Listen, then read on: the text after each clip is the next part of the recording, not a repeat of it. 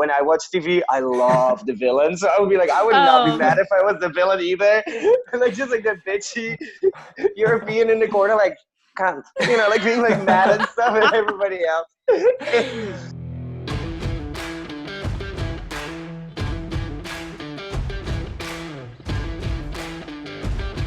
Welcome to the Allegedly podcast with your hosts, Katie and Dakota. Hey everyone, how's it going? So good. Well, I'm very excited because today we are joined by Sander Boss. Sander Boss, what up? Hello. How's it going? I'm good. How are you guys? Doing well, doing thank you. We are super, super excited to have you today. Thank you. Yeah, it's been a long time coming. I know, I bet. So for those who don't know Sander, he's been recently featured on the Amazon show Making the Cut alongside my queen, Naomi Campbell. On like a previous episode, I deemed her my number one icon. Do you find that to be a safe place for her to stay? Oh, very well. Very, very well. Yeah, she's also one of my top icons ever.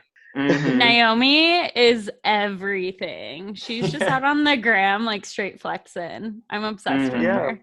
And she's like, when you meet her in real, it's like she is exactly the same, or even better. It's almost like it never, like some people are like, oh, when does she turn it off? No, it's her. It's not something that's getting turned on or off. That's her. You're like, that is Naomi. And we all need to just like bow to the queen, to be quite honest. There need to be more Naomis in this world. The world would be a better place if we were all a Naomi. Honestly, that's what I wake up and strive to be every single day. Okay, you're so like in the mirror. You're like in the mirror. Don't check your lipstick before you come for me to yourself every morning. Like literally. You gotta just like affirm it, you know what I mean? Yeah. If I repeat it a million times, maybe I will become Naomi Campbell. Talk it into existence. Exactly. We're manifesting that shit. We're big into manifesting over here. Yeah, that's very like American. Like during the show, like they had to like in Europe, people are like, "What is that?" Like a manifest is kind of like something like they would think something like witchcrafty from like the Middle Ages, and then they were like, I don't know, it's talking to me on the show. They were like, yeah, I'm just gonna say I'm gonna win, I'm gonna manifest it. I was thinking like, or you can just make a beautiful outfit. How about you manifest that together there? Tea! Like, that is the tea! Like, how about you manifest yourself over there to the sewing machine and sew a beautiful outfit together? Manifest that part of the day.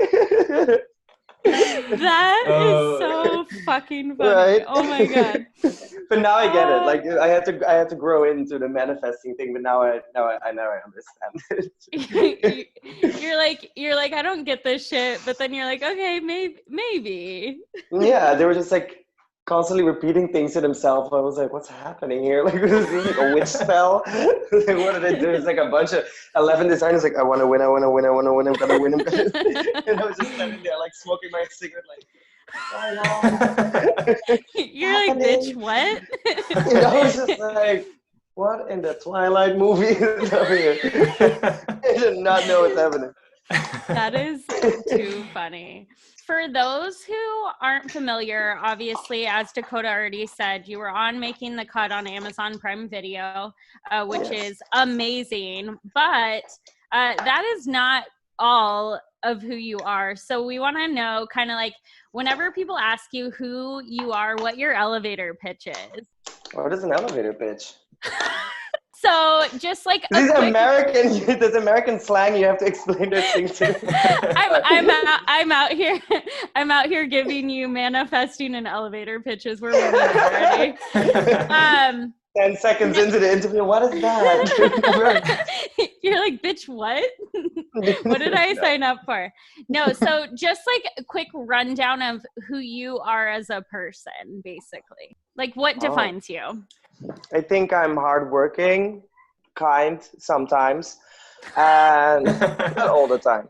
You know, sometimes. If they're kind to me, I'll be kind back. If they're not kind, you get it too. But that's maybe something. And I think maybe lightheaded is maybe the wrong word, but like more joyful or like positive. Like that would be my Yeah, most of the time I'm always most of the time in a good mood.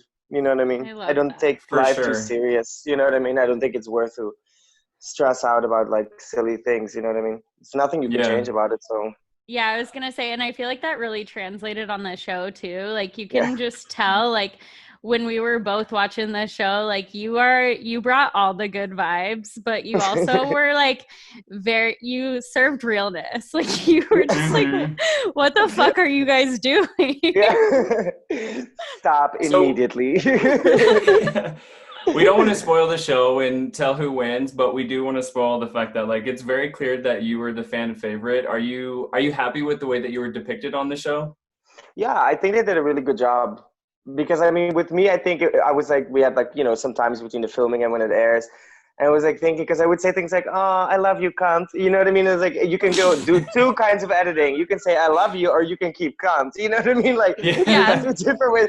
I like it. They kept in like the full sentences because I was like, they can make me look like the villain. But when I watch TV, I love the villain. So I would be like, I would not be mad if I was the villain either. Like just like that bitchy European in the corner, like cunt. Like being like mad and stuff, and everybody else. I was really happy. It's so funny you say that because anytime I think about if I were on a reality show, I'm like, I would go and like fuck shit up because like that's how you get the airtime, Yeah, but it was also just, I mean, it's like I would fuck with them, just also in general, even when they were not filming, I'll be like, but it's just fun also because, I mean, we had to travel, like we basically traveled the world with like, we started in 12 people, but I mean, you get to know each other after a while and you kind of, G would always fall asleep in the car, but like this, like very unflattering. And me, I would like take pictures on the Amazon. We had like an Amazon, they would send it to her and then she'd wake up like, she gets that is funny. We never were there. They're probably in a file somewhere under G's bed. Like they were safely kept, never to be brought out.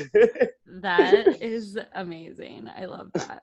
So before we dive a little bit like deep and like really get into it, wanted to ask you if you had like a dream celebrity to dress, who would it be?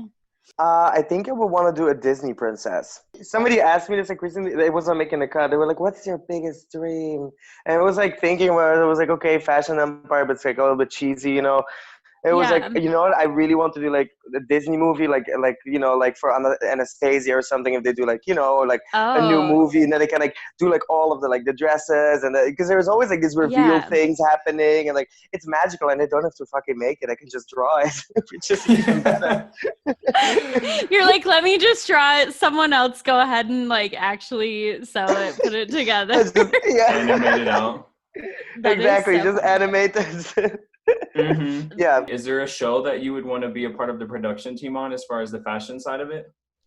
Oh, Pose. I was watching Pose actually now. I think I've rewatched the show like all time and time again because I mean it's fashion and also it's like great storytelling. You know what I mean? It's like things we need to know and Pose I would definitely want to do because I like that it's 80s, but then it's moving into the 90s. There's like also a time lapse in a season. Yeah. And you can do a lot of things with the ballroom. You know what I mean? Like a lot of fashion that we see today comes from there, or at least inspiration. So yeah, for sure. Throughout the show, you kind of were followed a lot with what you said was fantasy fashion, and then what the judges said was the wearability. Where are you at with that perspective now? Oh, it's still the same. It's still unwearable. but now I kind of out of the show, a line was born within the brand.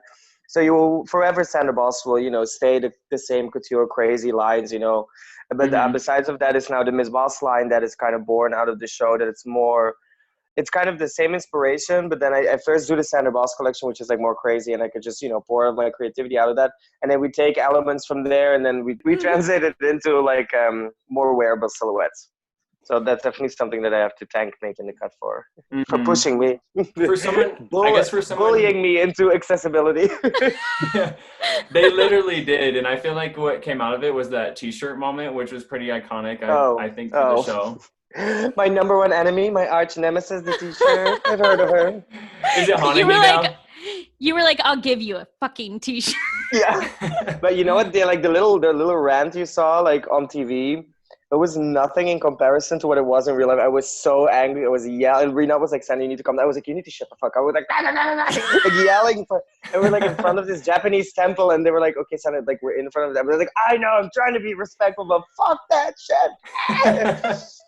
Because it was just like, they told me like the streetwear challenge, which was like very, you know, very extreme, totally not streetwear, but they were like, we keep you because we love the work. And then like, it was like a little bit of like a backhand smack, like the next episode, like, oh, you can't stand her out of anything, as if I got like a get out of jail free card. Like, no, I just made that good fashion that even on a streetwear challenge, I do couture, and you're not sending me packing. Okay? That's to me. You're like, I'm that bitch. So Yeah, no, I was just like a little bit like, then I'd rather have you just be like, okay, Sandy, it wasn't good enough, go home. You know what I mean? Instead of like being like, it was like, I don't like it. I'm very upfront and maybe a little bit too confrontational from times, but I'd rather have people tell me straight up than like this, you know, like this like backhand smack, you know what I mean, like that. But it cost me a win, so I'm happy. Yeah. For sure. And I feel like when people tune in and watch stuff like that, that's what they want to see. They want to see stuff that they haven't seen before. And a lot of like the wearability stuff, it's stuff that people are familiar with or have seen like in the stores. Yeah. So that's what, like, I think not only your personality, but what you were delivering was what made you so exciting and like enticing to watch. Yeah, I hope so. It was weird when I watched it myself. I was like sometimes looking and like you kind of, I mean, you know who you are, but you don't really like, I mean, you don't see like yourself walking around. Like you see it. Right. You're like, wait, what? I was laughing and I was like, Sandy, just laugh at your own joke, you stupid. It was like, oh, that's my joke. Me listening to the pod. Yeah, Totally right. relate. That's so funny. Yeah, I bet that's like super weird to just be like kind of looking at yourself like, wait, what the hell? It was weird and also funny because the only thing people did was like they took like screenshots of me, my face like completely scrunched up, like zoomed in, like, you know, like just this part that's like, and they're like, and they would like write things like beautiful, and that was it, like just a picture of my face. I was like, you motherfuckers. You're a meme now. It's fine. You know you've made it when you're a meme. So on the show, and then just I guess in general, when you're working, starting a new line, or even on the show, like doing a new challenge, do you have any sort of like ritual for getting into the creative mind space? No, not really. But the thing is, I always keep like like everywhere I go, I keep like these like, you know, like these small books. They're like all over my house. They're like in my pocket. Mm-hmm. So basically when I'm thinking, when I'm like on the train or just, you know, sitting somewhere, or I think of a design, I draw it in like the little book. Mm-hmm. It's mostly just like 4 lines, you know, trying to do like a shape. It's never like a good drawing. But then like once I'm like, because otherwise I get like lost in my head, you know what I mean? And then if I have them down, if I ever have like, if I want to do something or design something, I often just, you know, scroll to my little book and be like, oh, work, yeah, I like that, or you know what I mean, and then build a design from that. So it's kind of like a catalog of my brain. How many of those books do you think that you go through in like, say, a month? A month is like 2 or 3. Depends how thick the book is. Like I have one that was like this thick. That was like, I think half a year. But yeah, I take it to train a lot because I can't drive a car. So I'm on public transport a lot just drawing. I look like the crazy person with my big headphones on, like, vibing out. My mom, she's the thing. She was like, if you don't see the crazy person on the bus, you're the crazy person on the bus. And I always look around like, crazy person on the bus once again today. I've identified as the crazy person. Yeah, I've identified myself again as a crazy person. That's amazing. As a creative, is it challenging to lead other creatives who probably have their own aspirations? And like, what would you say for someone who may be struggling with that? You mean to lead like a team or something? Yeah, because I feel like everyone in the industry kind of has their own aspirations to deliver some like their own content or their own lines and things of that nature. I think there are definitely other people that are wanting to serve, but how do you lead people who may have their own artistic direction whenever you're trying to produce something that is of your own creativity, or is it actually really easy? I think it depends. If it's like really like a collaboration, it's always like an open discussion and you kind of have to make the decisions together, and there's a lot of like putting water in the wine. I don't know if you guys, do you use that expression, water with the wine? It's like, oil? It's like it's like an expression in Dutch when you say like, if you have to give in, you know, you're like, it's kind of like you make some sacrifices, they make some sacrifices, you know, like, so whatever. Yeah. You talk And, water with wine, we talk manifesting. and that was the end of the podcast. You learned something today. No, I think, yeah, when it's like really a collaboration, you like every voice is important, but when it's like really you have to lead somebody, if like you're the assigned leader, then I think you should listen to everybody's ideas. Everybody, you know, this, we all discuss it among themselves, but I think it's also then the final decision will be made by the person in charge. But I mean, you know, if they were appointed a leader, I think everybody, you know, should all brainstorm together. But like, if you're the leader, then you need to make the final decision. For sure. I think it's clear probably that you enjoy being the leader more, but are you ever in a position where you're not the one leading and then you have to like kind of challenge ideas? Yeah, I've had that. I used to work for a company, a Dutch company. They did like a lot of, they're like a fabric company. And they were like, oh, can you make, you know, clothes for us and stuff? You know, because then it's not very appealing if you do a photo shoot and just like, here's a cloth, you know, like you rather have it in a garment to really Right. show, because there's a lot of bold prints. And then I, you know, I worked for them and then I listened. But then I think it's also like, okay, I have my ideas, but if they say no, it's their company. I work for them. If you write my check, I'll listen. You know, I'll tell you, Yeah. I give you my piece of the pie as long as you get my paycheck. Thank you. Bye bye. All right now. Run me my cash. You know, what RuPaul said, if they don't pay your bills, pay them no mind. That goes the other way too. If they pay your bills, pay them mind, honey. That is advice to live by, quite honestly. Sound advice, for sure. I mean, and also I think sometimes you can really learn things from, like, you know, taking somebody else their direction doesn't mean you cannot, you know, take your own creativity on that. You know what I mean? For sure. Like, if I wanted to listen to somebody, I wouldn't have started my own company. I would have just gone and worked somewhere, you know? Yeah, that's super true. So speaking of advice, what advice would you give to young creatives who aren't sure where to get started? I think, well, for me, from my experience, I really just started like, okay, I did not follow one day of like business school. I have no idea what I was doing in the beginning. But I was like, look, the only thing that I do know, what I can do, is I can make a collection. Like that's what I know to do best.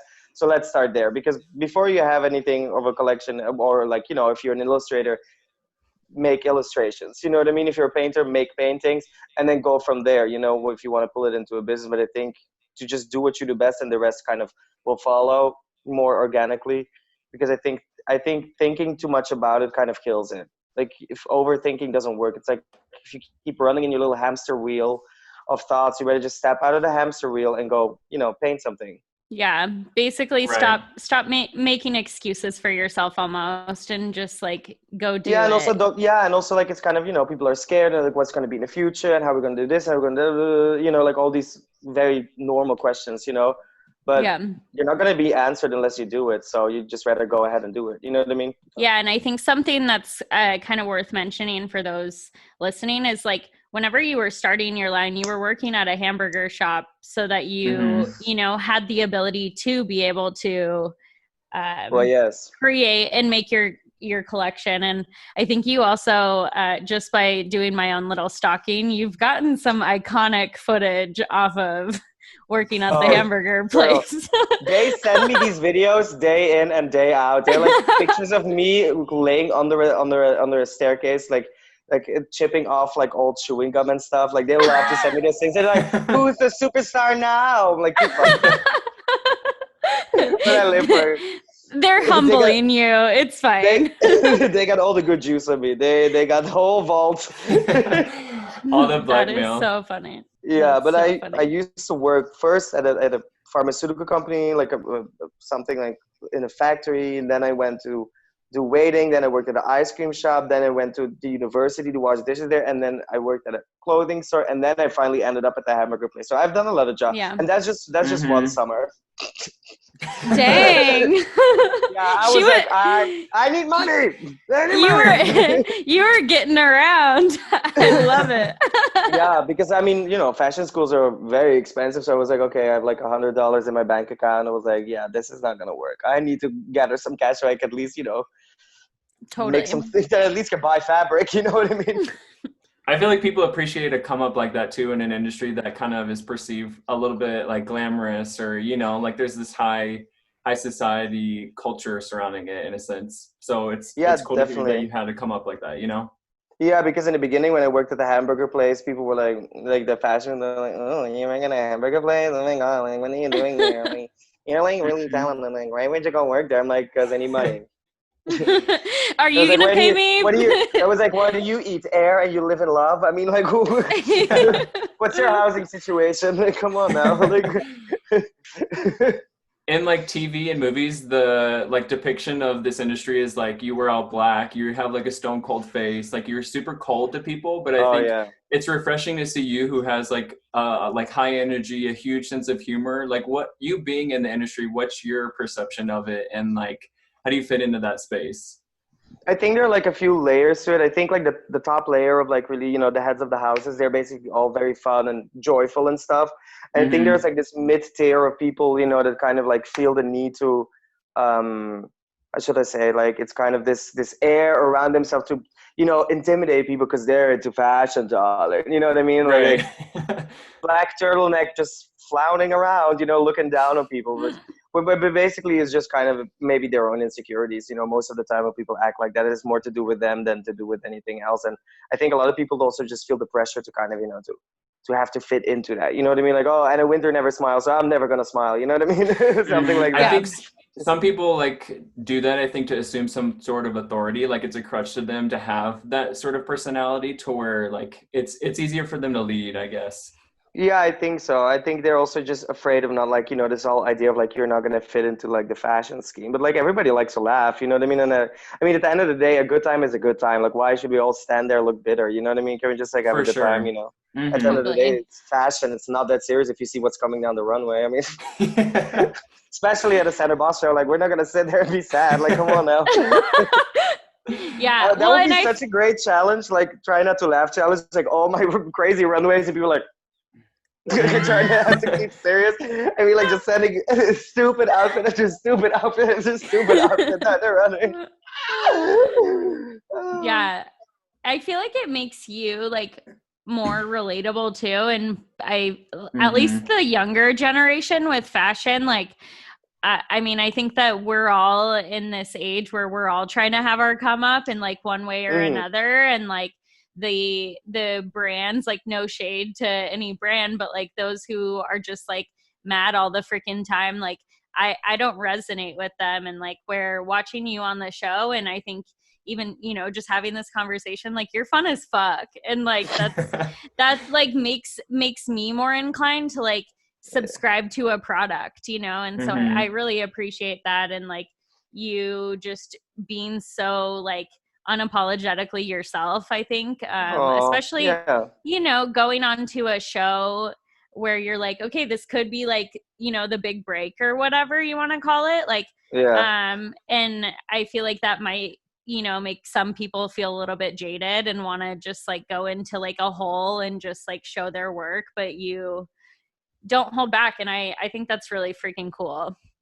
Yeah, because I mean, when my friends watch the show, they're like, Sandra, it was really you. It was like, who did you expect that was going to be there? They're like, how many personalities do you have? I have one.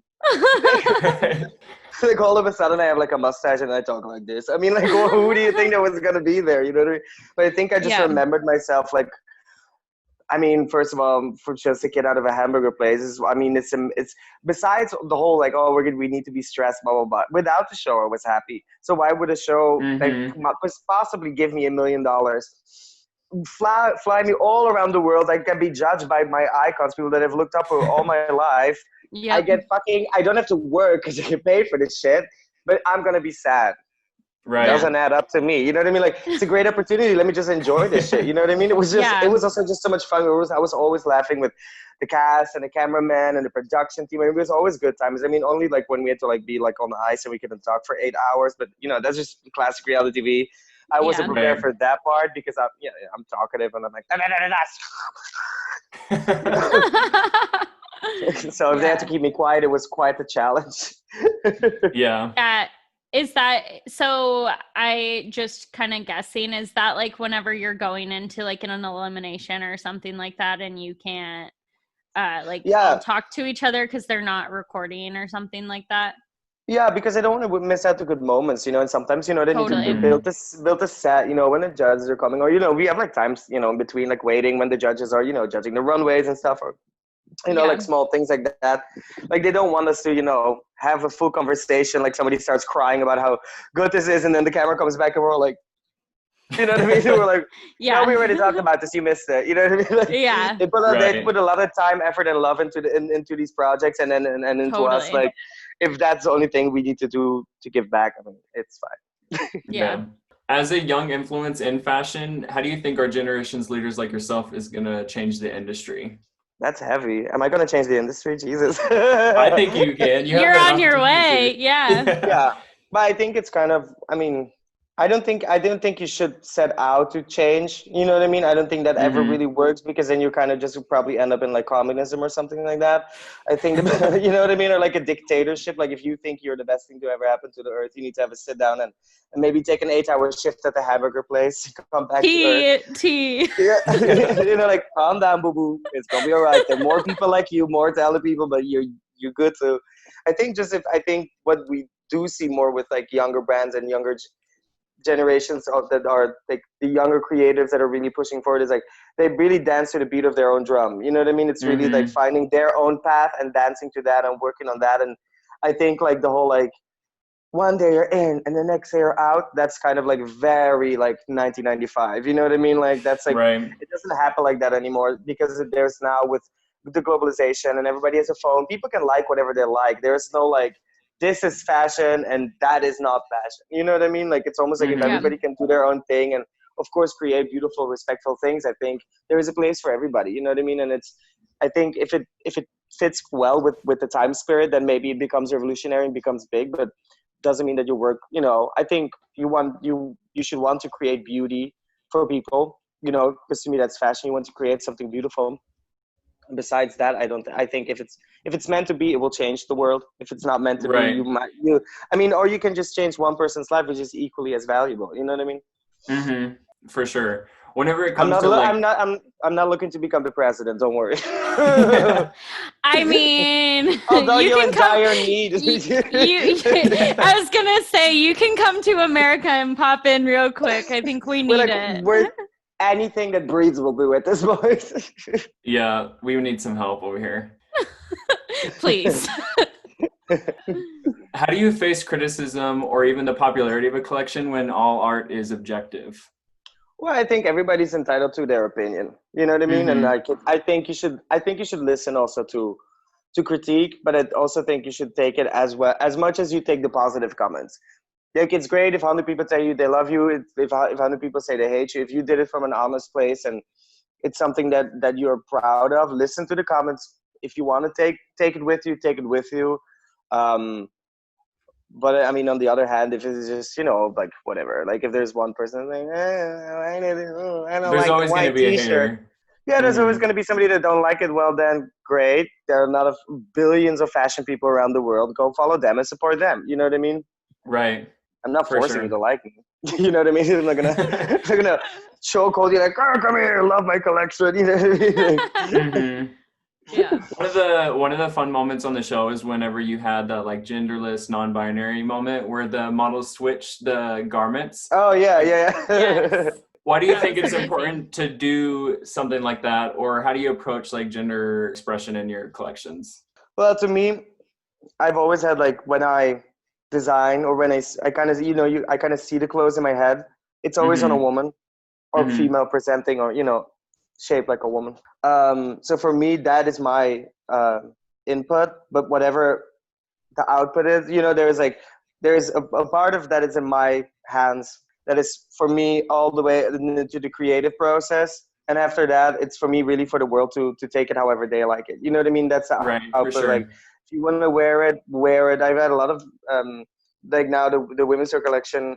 There was a few men. They were like, oh, "I love this piece. Can you make it for me in a men's size?" I was like, "Of course." You know, like send me your size and we'll make it for you. You know, more fitted Mm-hmm. to how you like it. I don't think it's something that should be especially for fashion. It should not be restricting. I think if you see throughout history, fashion is one of the things that have always helped people with gender expression and gender or sexual expression or just expression in general. You know what I mean? So I Mm-hmm. think it should help instead of like, you know, tie things down. And then as far as like the digital world, like with social media, we're sharing things like trends are being shared, individuality is being shared like at rapid paces. Is that helpful or Yeah. hurtful to your creativity? Does it interrupt your creativity, or is it something that is like aiding and giving you new ideas and new I'm not really an internet person. I try to be, Mm-hmm. but I don't know why, but I can't. But when I grew up, my father, he was, well, he still is. He like writes computer programs and stuff. And yeah, me and my sister would be like on like our Windows 1995 computer trying to, upload a picture of Britney. Or I don't know what the fuck we were doing, but and then there would be like some virus on there because somebody was watching porn and like, and then we'd be like, Dad, the computer broke. He's like, oh, let me fix it for you. We're like, thank God, because you know shit about computers. He was like, oh, he would like take a tape measure like from my head to the computer. He was like, you have the 30 centimeter problem. It's your face to the computer. Go outside and live. And I've never really been raised with this idea that like it's important. And I mean, I love it in a way because people can see my art, but it's not something that I put it out there for my art to be out there. And Mm-hmm. together with the show, I started also the Instagram, for me as a person, because I realized like, okay, this is also going to be a thing, like it's also Yeah. me on the show, not only my designs. But it's not that I really go on it, check it, reply to people, and then I upload my stuff, and then I kind of get off it. It's not that I'm on there a Right. lot. I'm Mm-hmm. probably more. You probably find me on the bar somewhere drinking in the streets with my friends. It's much more I likely love where you're gonna that. find me. Love Yeah, that's definitely a that. healthier approach too with social media and just the internet in general. Yeah, like the people like never at parties, they're like, "Oh my God, did you take pictures?" I was like, "Probably didn't have my phone with me. Probably didn't even have my phone with me when we were there." They're like, "Look how drunk you are." So it was like, "I don't want to see that. That's why I don't take my phone and don't take pictures." Like, why would we need evidence of this? Like, be like, We don't need to relive last night. I'm good. exactly, or at least no evidence. Some things are better left in the memory. Totally. So now that the show has wrapped, what is next for you and your Well, brand? the new collections are coming out pretty soon. There are two new ones coming, one Center Boss and then one wearable with the Miss Boss. And Mhm. working on some exhibitions. And basically just keep creating collection. Basically, what the same what I was doing Yeah. before I went on the show. That's really something that makes me extremely happy. And unfortunately, I can now sustain myself off it. I don't have to go back to the hamburger place for now. So I'm happy. Something tells me you're going to be quite all right. Mm-hmm. Imagine if I have to go back there. That'd be so funny. I walked in there to get some food because I always had free food there and I kind of missed the food. It was like Yeah. right because we opened like the fast foods have opened like during Corona now, or like Yeah. right after our big phase 1, phase 2 thing. And I walked in and my boss was like, "Oh, so you finally came back for your old job?" I was like, "Funny, real fucking funny, bitch." Like, no, not yet, not yet. He was like, "Whenever you want to come back, it's free." I was like, "Well, good to know that I can still come back." You never know. You never know with these pandemics and everything going on. I was like, I might need to just go my job back. Fallback plan, fallback plan. It's always good to have a plan B or C, D, E, F, G. Yes, so true. Well, thank you so much. Seriously appreciate it. Mm-hmm. And for all of those listening, where can they find you? I know you're not a big social media person, but plug whatever you would like to plug. Well, I'm on there once a day, and I will see if you like comment or post something, or most of the time. You can find me on Centerbuzz Official for the brand, and then you can find me on the Young Belgian for myself. And the website is www.centerboss.be or www.missboss.be. Perfect. Well, thank Thank you you. so much. Thank you guys Thank for Seriously. you. having Thank me. you. Yeah. I've learned some things. Good. Manifesting. We're here Elevator to pitch. do we're here to do all the educating. And you taught us wine and water, so we're Wine all and good. water, I think honey. we grew. sounds like a great diet plan. Wine and water. I'm gonna try it. To get my I think Corona juice up for me. I think I'm gonna do that this weekend. Wine and water. Right? It was like everybody's. So what are you doing during Corona? Wine, water. Repeat. Exactly. Well, thank you so much for your time. Yeah, Thank you, seriously, guys. thank you. Alrighty. Bye bye.